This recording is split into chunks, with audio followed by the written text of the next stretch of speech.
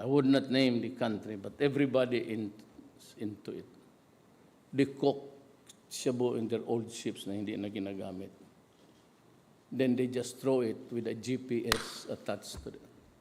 Kaya maraming na dyan sa shores ng Region 1 and 2 and 3 nandyan.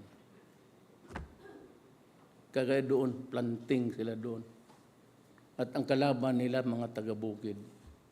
Ours, China has a problem also with drug.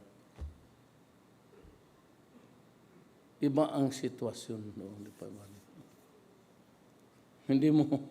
Hindi mo mahabol yan sa international sea. Then pag maluto na magpalapit sa boundary, tatapon niya nila. And in Cotabato, what's the extrajudicial killing? I have lost 32 of my soldiers, 27 of my policemen.